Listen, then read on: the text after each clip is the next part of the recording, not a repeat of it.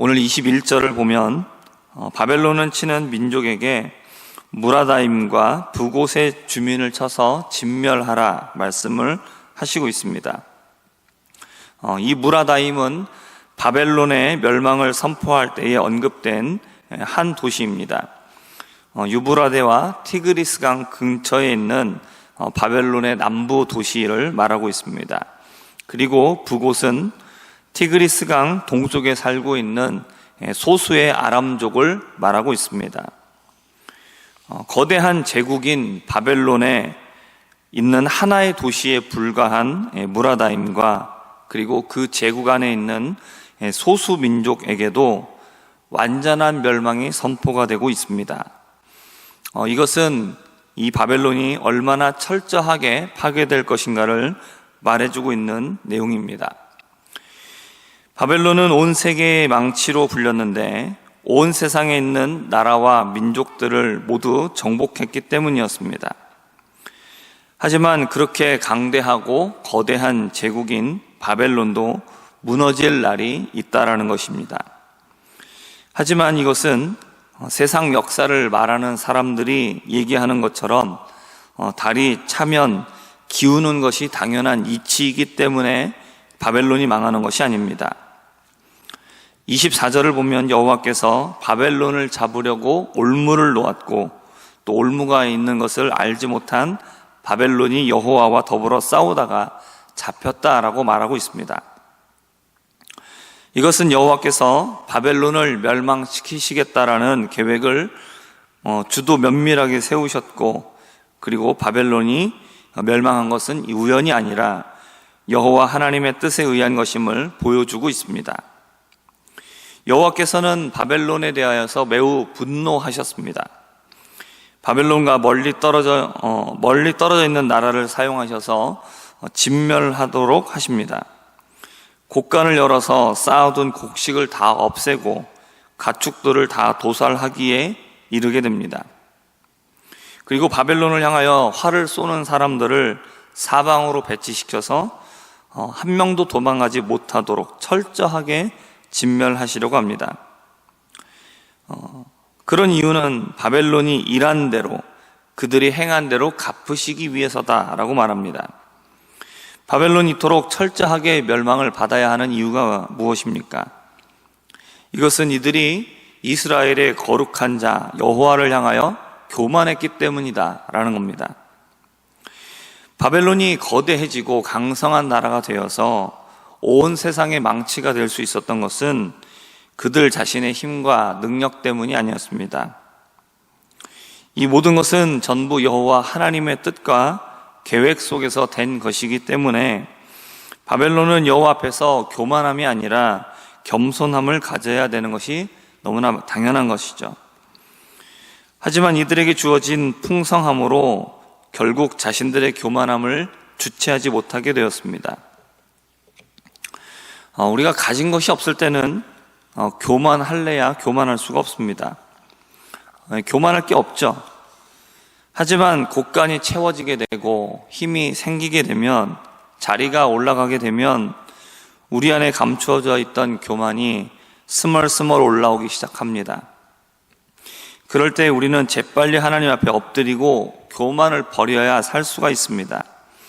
하지만 많은 사람들은 자신에게 힘이 생길 때 그렇게 하지 못하고 교만에 취하게 되고 자기 만족에 빠져버려 결국 하나님께 심판을 받게 됩니다. 우리들은 지금 나에게 자랑할 것이 없어서 교만하지 못하면서 마치 내가 겸손하다라고 착각에 빠지지 않아야 됩니다. 우리 모두에게는 교만함이 잠재되어 있다는 사실을 우리는 깨달아야 합니다. 그리고 우리가 조금이라도 성취를 거두고 성공을 거두었을 때 우리는 늘 깨어서 겸손하도록 기도하고 교만하지 않도록 주의해야 합니다. 그것만이 우리에게 주신 것들을 우리가 지속해서 누릴 수 있는 방법입니다. 지금 멸망의 대상으로 선포하시고 있는 대상은 바벨론이죠. 선포하신 여호와는 이스라엘의 신입니다. 당시에 각 나라와 민족마다 자신들이 섬기는 신이 있었기 때문에 이스라엘의 신인 여호와가 바벨론의 멸망을 말하는 것은 당시 사람들의 상식에서는 이해할 수 없는 일이었습니다. 하지만 여호와께서는 자신을 향하여서 뭐라고 말씀하십니까? 이스라엘의 거룩한 자 여호와라고 말씀하십니다. 근데 그 이스라엘의 하나님이 바벨론에 대하여서 너희가 여호와께 대하여 교만했기 때문에 진멸당하는 벌을 당하게 되었다라고 선언하고 있습니다. 이것은 당시의 사람들이 생각하는 것처럼 각 나라와 민족의 신들이 있어서 각 나라의 신이 자기의 백성을 다스리는 것이 아니라 이스라엘의 신이라고 알고 있었던 여호와가 온 세상을 다스리는 진정한 신, 하나님이라고 선언하고 있는 것입니다. 이 선언은 여호와를 섬기고 있었던 이스라엘 백성에게나 아니면 바벨론을 비롯한 다른 민족들 모두에게 매우 놀라운 선언일 수밖에 없었습니다. 그러나 여호와는 온 천하에 오직 유일하신 하나님이십니다. 우리는 이 사실을 분명하게 깨닫고 여호와 하나님을 믿어야 될 줄 믿습니다. 온 세상의 흥망성쇠가 전부 여호와 하나님의 뜻에 달려 있습니다. 지금 세상을 보면 온 세상에 전쟁이 늘어가고 있습니다. 자연재해가 날로 심각해지고 기근과 지진이 더해져 가고 모든 것들이 어려워져 가고 있습니다.